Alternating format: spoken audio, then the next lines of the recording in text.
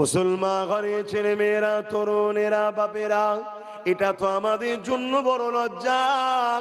ইসলামের মতো পবিত্র ধর্ম, যে ধর্ম নারীদেরকে এত সম্মান দিয়েছে, এত স্নেহ করেছে, আল্লাহ নবী নূহ নবী জানিয়ে দিলে কেউ যদি মায়ের জাত নারীদের উপরে জুলুম করে, রেপ করে, আমি রাসূলুল্লাহ জানিয়ে দিই তাকে গলা পর্যন্ত পুঁতে পাথর মারতে মারতে হত্যা করে দাও। কেননা মায়ের জাতকে যে সম্মান জানাতে পারে না, ওই পুরুষটার পুরুষ না, ও সুরাতে সকলে পুরুষ, কিন্তু দুপায়ে হিংস্র পশু হয়ে গেছে, ওর বেঁচে থাকা সমাজের কোনো অধিকার নাই। তাহলে ইসলামের রেপিস্টদের শাস্তি কি? মেরে ফেলা। আর যারা ইসলামের নামে বদনাম দিচ্ছে, এদের দলের নেতারাই অনেক রেপিস্ট আছে। অনেকের আবার জামিন হয়ে যায়, আবার যদি বা কেস হয়, তাহলে বলুন কারা আমার ইসলামের বিরুদ্ধে বলছে ভাবতে পারছে? আর এই সব কিছুর কারণ আমাদের দোষ। কি স্বীকার করছেন তো নাকি? আমাদের দোষ আছে না? না, আমাদেরই দোষ, অন্য কারো দোষ দিলাম নেই।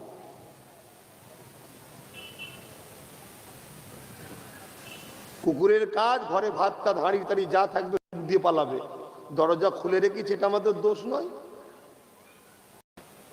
শুধু মারলে হবে? তার তো কাজই ওটা। কিন্তু আমরা যে দরজা খুলে রাখলাম, দোষটা তাহলে কার? নিজেকে তো সেফটি রাখা দরকার ছিল।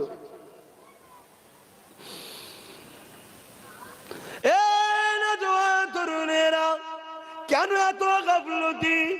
একটাই কারণে, জন্ম নিয়ে দেখেছি বাপ মুসলমান, মা মুসলমান, ভাই মুসলমান, এলাকার মসজিদে মসজিদে আজান হতে লেগেছে, এলাকায় মাদ্রাসা রয়েছে, আলেম উলামা রয়েছে, দিনের মাহফিল হতে লেগেছে।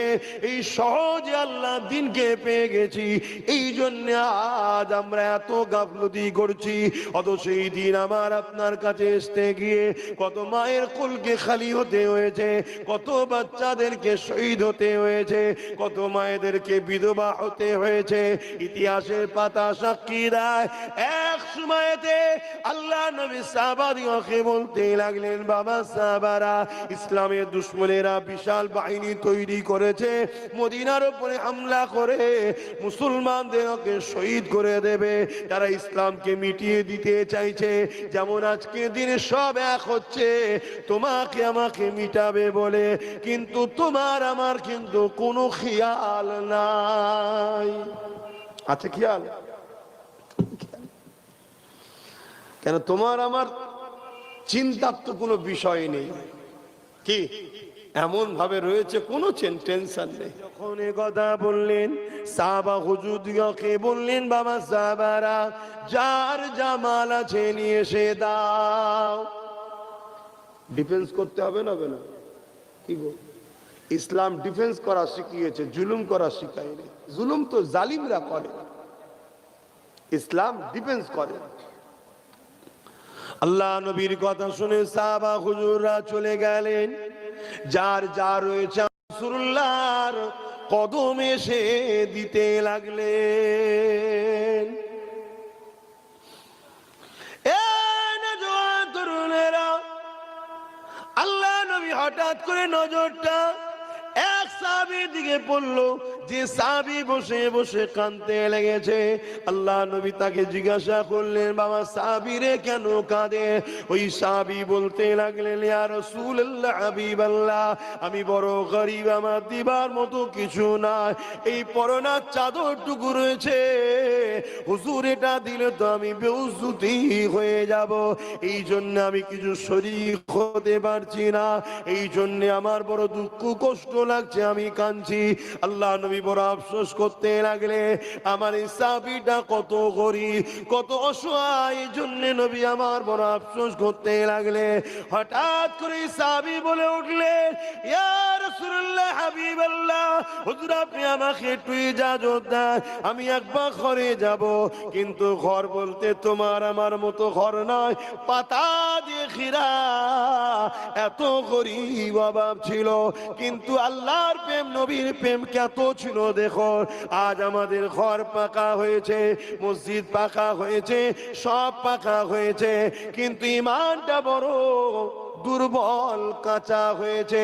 এই জন্যই তো বলি, যেদিন সংখ্যা কম ছিল আমাদের কেউ মিটাতে পারেনি, আর সংখ্যা বেশি আমরাই বড় লাঞ্ছিত অপমানিত। কারণ কি? কারণ হলো আমার কওমের মধ্যেই গাদ্দার ভরে গেছে। ঠিক একমত হতে পারছেন তো নাকি? প্রকাশ্য দুশ্মন তো চিনা যায়, কিন্তু কওমের মধ্যে যখন গাদ্দার হয়ে যায় তাকে তো চিনা যায় না।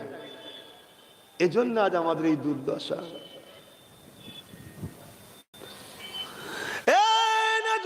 তরুণেরা, আল্লাহ নবী সাহাবী ঘরে চলে গেলেন, ওই পাতা দিয়ে খিরা ঘরের বাইরে গিয়ে ডাক দেয় বাসির।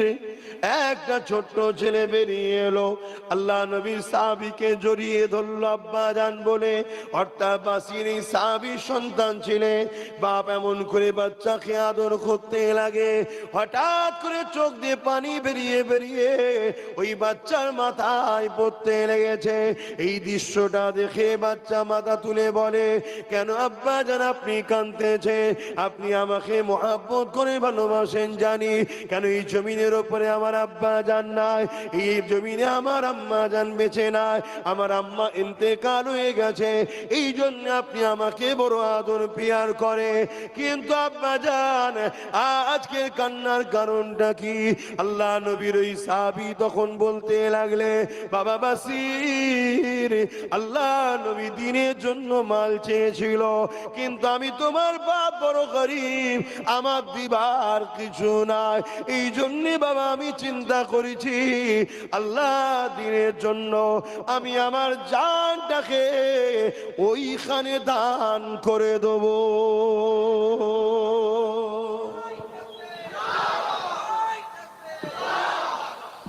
এই জন্যে বাবা তোমার সঙ্গে একটু দেখা করতে এসেছি শেষবারের মতো। কেন লড়াইয়ের ময়দানে যেতে হবে, লড়াইয়ের ময়দান কি খেলা করার জায়গা নাকি? তাই বাবা দেখা করতে এসেছি। ছেলে তো ছেলে, আমাদের মতো তো নয়। হযরতে বাসির চোখের পানি মুছেলে বলছে, আব্বা এই মহান কাজে দেরি করেন না, আপনি তাড়াতাড়ি যান, যে আল্লাহ রসুলের কাছে আপনার নামকে লিখে দেন। জোরে বলুন সুবহানাল্লাহ। কেন? কেননা সাহাবী জানে দুনিয়া তোমার আমার জন্য চিরস্থায়ী নয়। বাপ একদিন চলে যাবে, কবে কবে কেউ জানে না, কিন্তু রাসূলুল্লাহ দিনের জন্য যদি যায় শহীদের মরণ হয়ে যাবে। কিয়ামতের দিনে আমি বাসির আল্লাহ পাকের কাছে বলতে লাগবো, ও রব্বি আল্লাহ পাক, আমার মা ছিল না, বাপ দিনের জন্য যেতে চেয়েছিল, আমি বাসির কিন্তু আব্বাকে রুখে দিইনি, আপনার দিনের জন্য বাপকে ছেড়ে দিয়েছিলাম। কিয়ামতের দিনে শহীদের বেটা হয়ে উঠবো। আজ যদি আপনি বিজয় হয়ে গাজী হয়ে আসে, কিয়ামতের দিনে গাজী সন্তান হয়ে উঠব।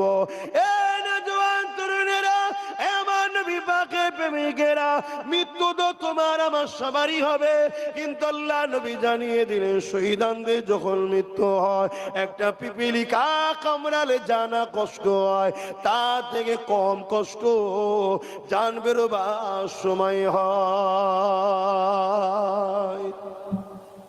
শহীদানের দরজা কতটা, শহীদদের মর্যাদা কতটা, শহীদদের সম্মান কতটা। কিয়ামতের দিন শহীদদের ঘরে যে অবস্থায় শুয়েছে অবস্থায় উঠানো হবে, আল্লাহ পাক তাদেরকে বেহিসাব জান্নাত দেবে। সবাই যখন জান্নাতে চলে যাবে, আল্লাহ পাক সবাইকে লক্ষ্য করে সালাম দেবে। দিবার পরে আল্লাহ পাক বলতে লাগবে, হে আমার বান্দা বান্দিরে, দুনিয়া জমিনে তোমরা যা চেয়েছিলে, দুনিয়া জমিনে আমি আল্লাহ রাতে भी मदीने की, बातें भी मदीने की, रातें भी मदीने की, बातें भी मदीने की, जीने में ये जीना है, क्या बात है जीने की।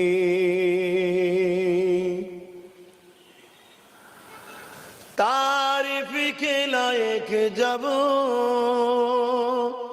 अल्फाज नहीं मिलते तारीफ के लायक जब अल्फाज नहीं मिलते तारीफ करे कोई किस तरह मदीने की तारीफ करे कोई किस तरह मदीने की रातें भी मदीने की बातें भी मदीने की जीने में ये जीना है क्या बात है जीने की ओ अपने निगाहों से मस्ताना बनाते हैं ओ अपने निगाहों से दीवाना बनाते हैं जहमत भी नहीं देते मैं खार को पीने की जहमत भी नहीं देते मैं खार को पीने की रातें भी मदीने की बातें भी मदीने की जीने में जीना है क्या बात है जीने की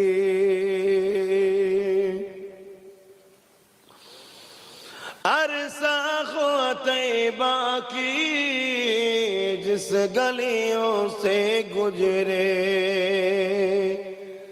अरसा तैबा की जिस गलियों से गुजरे इस वक्त भी गलियों से खुशबू है पसीने की बोलून ना सुभान अल्लाह आरो जोरे बोलून नारी दिबे लब्बाइक लब्बाइक लब्बाइक আল্লাহ নবী কেমন খুশবু ছিলেন নবী পাকের পাক আলিয়া আমাদের আম্মা জানেরা রাসূলুল্লাহ শরীর থেকে যখন পাসিনা বেরোতো ওই পাসিনাকে হাতে করে চেঁচে চেঁচে নিয়ে পাত্রের মধ্যে রেখে দিয়ে ওই পাসিনা যখন কেউ কোনো বিবাহ বা অনুষ্ঠানে যেত কোনো মাহফিলে যেত কোনো এমন জায়গায় যেত তখন এই পাসিনা তাকে লাগিয়ে দেওয়া হতো ওই মাহফিল ওই জায়গাতে যারাই থাকতো তারা বলতো এই খুশবু কোথা থেকে পেয়েছেন কোথা থেকে পেয়েছে তারা বলতে লাগে এই খুশবু হলো আমার রাসূলুল্লাহর পাসিনা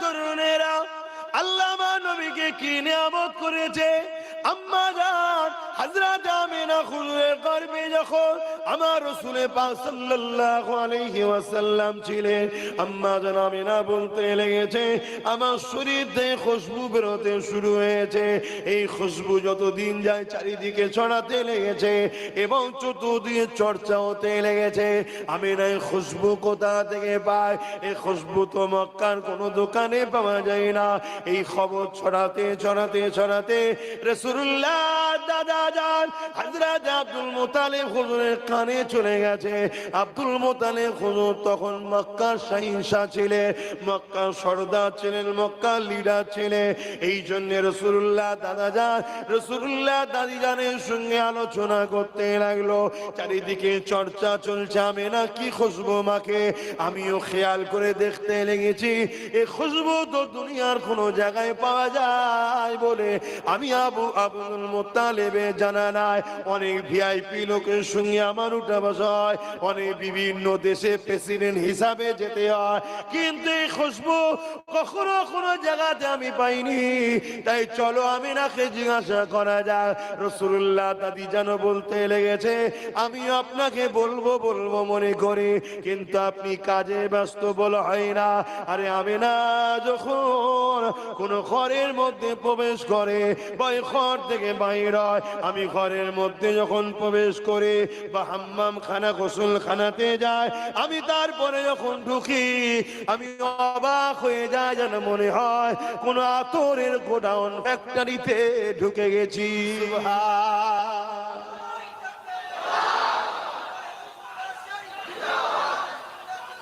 আরে আরে বলো না, হাত তুলে লাব্বাইক, বলো না লাব্বাইক লাব্বাইক। হ্যাঁ হুজুর, আমরা আছি আপনার গোলাম, আপনার জন্য। হুজুরের গোলাম হও, হুজুরের গোলাম হও। আম্মা জানাবে না, হুজুরকে ডাকা হলো। আজান হয়ে গেছে ভাই, সংক্ষেপ করবো, একটু মন দিয়ে শোনেন। তরুণেরা, আম্মা জান হযরত আমিনা হুজুরকে ডাকা হলো। ও মা আমিনা, চারিদিকে চর্চা চলছে, মা কোথা থেকে আতর পান, মা কোথা থেকে আতর মাখেন মা। আম্মা জান আমিনা বলতে লেগেছে, এ আতর আমার নয়, আমার গর্ভে যিনি রয়েছে এ আতর হলো তিনার শরীরের খুশবু। আরো জোরে বলুন সুবহান। সেই নবী 1450-1500 বছর আগে যেসব জায়গাতে ঘুরেছে, এখনো সে জায়গা থেকে রাসূলুল্লাহর পাসিনার খুশবু পাওয়া যায়। বললেন না সুবহানাল্লাহ? একটু আজকে বুঝুন, কোথাও সুবহানাল্লাহ বলতে হয়, কোথাও নাউজুবিল্লাহ বলতে হয়, কোথাও আল্লাহু আকবার বলতে হয়। জলসা তো অনেক হচ্ছে, এগুলো ভাবুন, বুঝুন, শিখুন। এই বিষয়ে আরো একটা কথা আপনাদেরকে মনে পড়েছে, একটু বলে যায়। ইকরামা, আবু জেহেলের ছেলের নাম ইকরামা। আমার নবীর কঠিন দুশমন ছিল আবু জেহেল, আর আবু জেহেলের ছেলেও ইকরামা আমার রাসূলুল্লাহ দুশমন ছিল, বাপ বেটা নবী পাকের বিরুদ্ধে ছিল তখন। ইকরামা তরুণেরা, ইকরামা আবু জেহেলের ছেলে একদিন কোন এক কাজে রাস্তা দিয়ে এসেছিল, অপর দিক দিয়ে আল্লাহ নবী যেতেছিলেন। ইকরামা যখন নজরটা আমার রাসূলুল্লাহ দিয়ে পড়েছে, ইকরামা ছুটে এসে আল্লাহ নবীকে বুকে বুকে জড়িয়ে ধরেছে। যেমন ঈদের দিনে আমি তুমি কোলাকুলি করি, গলায় গলায় মিলি, ইকরামা আমার রাসূলুল্লাহর সঙ্গে ওইভাবে মিলতে লেগেছে। অথচ ইকরামা তারও সেও দুশমন ছিল, তার বাপও আমার রাসূলুল্লাহ সব থেকে বড় দুশমন, এবং আইন করেছে যে যাবে তাকে মেরে ফেলা হবে। তরুণেরা, এই খবরটা আবু জেহেলের কাছে চলে গেল। এ আমাদের সর্দার ইকরামা এমন করে মুহাম্মদ রাসূলুল্লাহ সঙ্গে গলায় গলায় মিলেছে। এই খবরটা শুনে আবু জেহেল রেগে গিয়ে ইকরামাকে ডাক দিয়েছে, ইকরামা কি শুনছে, না সত্য না মিথ্যা? ইকরামা বলছে, হ্যাঁ যেটা বলছেন সত্য শুনেছে। আমি বুঝতেও পারিনি, মুহাম্মদ রাসূলুল্লাহকে দেখার পরে কেমন যেন একটা হয়ে গেল, আমি নিজেকে কন্ট্রোল করতে পারলাম না। সে আমাদের দুশমন জানার পরও আমি তিনাকে গিয়ে জড়িয়ে ধরে ফেললাম। এই কথা শুনে আবু জেহেল বলতে লাগলো, ইকরামা রে, তুমি যতই সাফাই দাও না কেন, এই সমাজে মুহাম্মদ রাসূলুল্লাহর কাছে কেউ গেলে তাকে মৃত্যুদণ্ড দেওয়া হবে ঘোষণা হয়ে গেছে। এই যদি তোমাকে এখন মেরে না ফেলি, তাহলে আমার আইনটাকে জনগণ ভয় করবে না। শুনছেন? ক্ষমতা টিকাবার জন্য যে মেরে ফেলা কাজ, এটা আবু জেহেলের কাজ। আজকে এরকম আবু জেহেল আছে না? দেশের মাথায় তো আবু জেহেল বসে আছে, কি? আর আমার রাজ্যের মাথায় কি হিন্দা বসে আছে, হিন্দা। বুঝেন না? বুঝতে পারেনি।